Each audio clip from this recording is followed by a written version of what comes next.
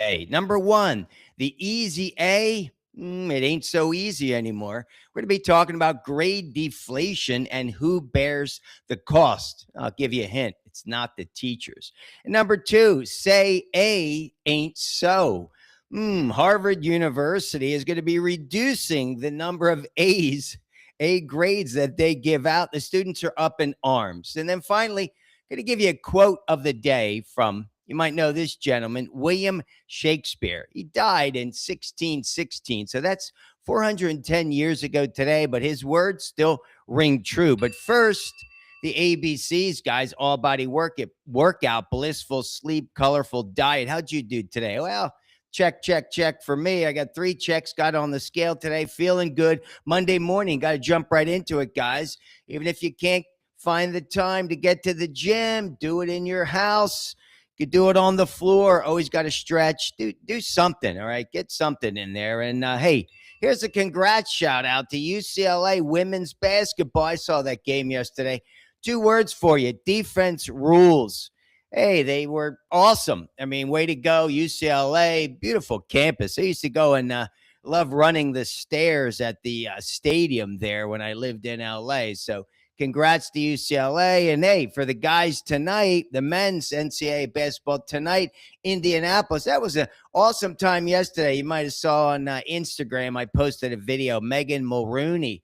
She was great. So I was out in the festival celebrating there. But the guys tonight, UConn, Michigan, good luck. No idea, no clue what's going on there. But have fun, have fun. All right, let's jump into this because I've been reading about grade deflation. And I'm going to say, as a teacher, as a substitute, I did it myself. We'll talk about that in a second. But what is grade deflation? Basically, when you inflate grades. It's like inflating grades. It deflates future earnings. Now, this came out with a report. I read this, the American Institute for Economic Research. Yeah, they did this report. They said, just like inflated currency loses its value, so do inflated grades. Hey, the real cost of an easy A says it's $10,000 per student of future earnings. That's right. Grade inflation, the practice of awarding grades systematically higher than student performance warrants. Well, let me tell you, that happens a lot. All right. It says research shows that teachers who bump up students' grades by a quarter of a grade, I mean, I was doing it a full grade, cost the average classroom of students $213,872 in future earnings. I don't know where they come up with that number, but hey, again, students taught by grade inflating teachers, this is what the research says, they're less likely to graduate high school within 5 years and less likely to go on to get a bachelor's or an associate's degree. So is it worth it? All right. Is it worth it? All right. What happens? It says when grades stop meaning anything, the incentive to earn them disappears. Well, let me tell you, why does this happen? Okay, what I've seen it happen, witnessed it, done it myself. I'll read you something in a second. It says fewer complaints by students, for sure. Number 2, less pushback from parents. Of course, parents want the students to do well. Number 3, reduces from pressure. You got pressure from the administration that want to boost their school's rankings. I witnessed that. And number 4, they said students prefer it. Of course they prefer it, even if it harms them. And finally, this is what I think, my experience with inner city students, doesn't matter. They don't care about grades. They're not incentivized to do better. They don't care. They don't want to compete. The GPAs don't mean anything. Most of these kids aren't going on to school. So, hey, to get higher grades, they love it, but do they deserve it? Because it's a trickle-down theory. So what happens now when you're giving artificial A's to students in high school? Their GPAs are raised. Then they go on to be evaluated by colleges, the kids that do go to college, and the colleges are in trouble. Because how do they evaluate whether this kid is a real A student or not? No, I mean, hey, what about going old school?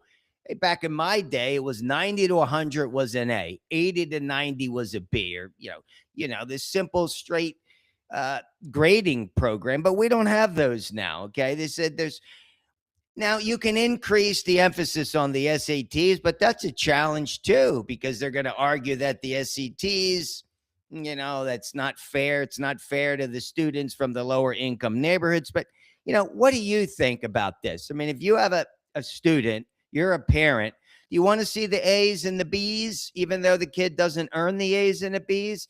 Or do you want to give them the straight scoop, the straight dope, as we say? I mean, hey, I think the kids got to be graded fairly, but let me read you this because this is something that happened to me. And this is from my book, The Sub Tales of an Inner City Teacher.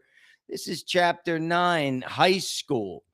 Let me read you. It says, from heated classrooms to hot under the collar, there were many occasions whereby a student had become angry with me for just about any ridiculous reason, like not letting two bad apples go to the bathroom together, or not letting students switch seats so they could socialize with their friends. Most of them have assigned seats for a reason.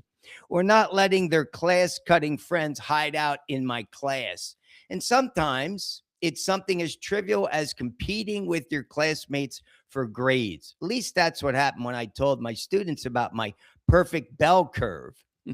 I had gotten lucky again with a 30-day assignment to teach biology at this magnet school in LA.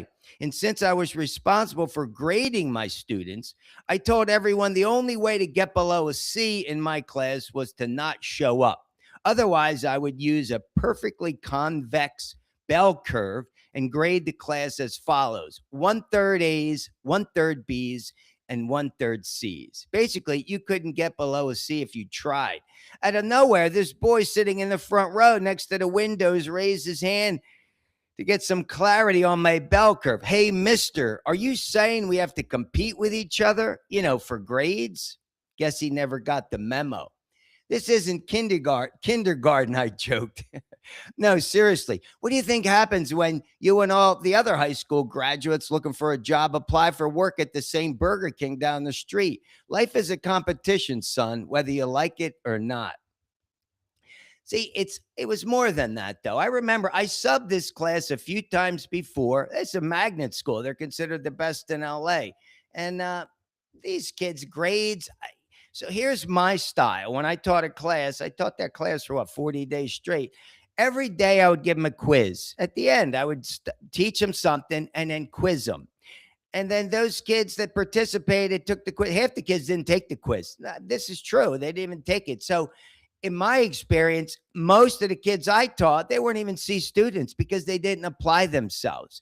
They didn't try. And they didn't try because they didn't feel the need to try. So what happens is you're penalizing the kids that are the better students because now everybody's getting A's at the school, A's and B's. So how does the kid who's doing the work get differentiated from everybody else? And here's another thing you'll read in this book.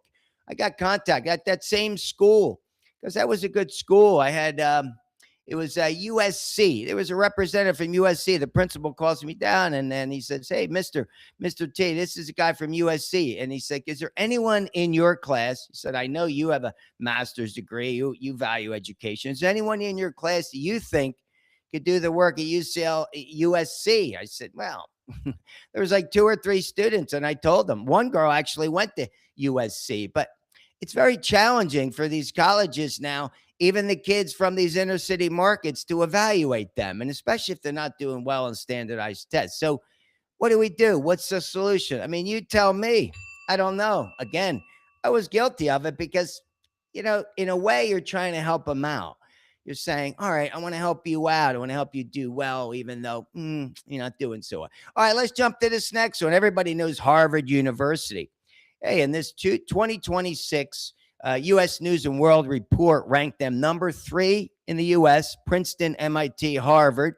Globally, they're number 1. Everybody knows Harvard. Beautiful campus there in Boston, downtown Boston. But next week, the faculty votes on whether to limit A's. That's right. Undergrads they're going crazy. They're saying it's crude. It's absurd. All right. They're also considering getting rid of the GPA, grade point average, on an internal metric.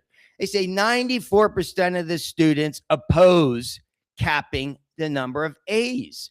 All right. Look at this statistic. 20 years ago, 2006, Harvard gave out 25% A grades.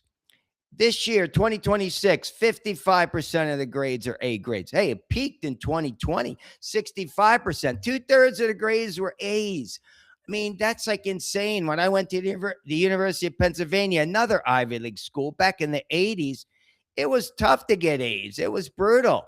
Really, really tough to get A's. I think they gave out like 10 or 20% A's. So I don't know. Students don't want B's. Of course, everybody wants to get A's. And they say that by making it more difficult to get A's, they say the competitive environment is going to become even more toxic. Hey, what does that mean? Grade inflation is what we're talking about. So I don't know. This is a tricky one. It's like you become accustomed to getting these easy grades. So all of a sudden you take the grades away, and what's going to happen? Maybe you'll get tuition will go down. I mean, not tuition, the number of students that go to this school might go down. So, it's a risky move, right? We've created this standard. It's a risky move. So, yeah, I'm not really sure. Again, I don't know. There's a trickle down of theory, but hey, again, what are your thoughts? All right, guys, I read this quote because this is something that kind of hit home with me now that I'm posting more on all these social media sites. A couple of people getting nasty with their comments. You talk about war, anything you talk about that's controversial. Hey, guys, we talked about this so many times. Of course, wars are not good. People come home from wars, and every war that I've ever seen in my lifetime, the aftermath is not good. So don't want to see more Americans getting killed if we don't have to. Hopefully we can achieve the objective. Nobody wants to see Iran with a nuclear bomb. Of course not. But at the same point, again, my theory is you got to become partners with these people. All right. You have an adversary that's, well, let me tell you, Iran is a very, very difficult adversary. Why do we have to be all or none? Anyway, guys, this quote from William Shakespeare, he said, "There is nothing either good or bad, but thinking makes it so." Again, what's your opinion? Is it good? Is it bad? I mean, it's your thoughts that make it, but everybody's got a different opinion. So let's end with the 3 Tola takeaways. Number 1, you got to respect the ABCs. To me, that's the foundation of your life. The foundation is, again, working out, eating right, sleeping. These 3 things are about the physical, right? Internal and external. But to me, they're basically the foundation. Number 2, pick up the phone, go visit somebody, shed your light, share some goodwill, share some love with another person who could use it today. And finally, always be willing to accept another person's opinion. That's how they think. That's in their mind. Good, bad. It's what they're basing. I guess it's everything they've experienced in life is getting them to this thought, but it's not like it can't be changed. One woman, I think, responded about NASA, all the good things that space has done. Needless to say, she didn't write anything about what was good about it because, I'm still trying to figure that out. A buddy called me last night who wished me happy Easter, a very Catholic man. And I said, let me ask you a question. If God intended people, human beings, to live on the moon or to live on Mars, wouldn't they be there already? I don't know. I asked that question. So if you believe in God, I mean, ask yourself that question. Are we really supposed to be there? I get it. It's,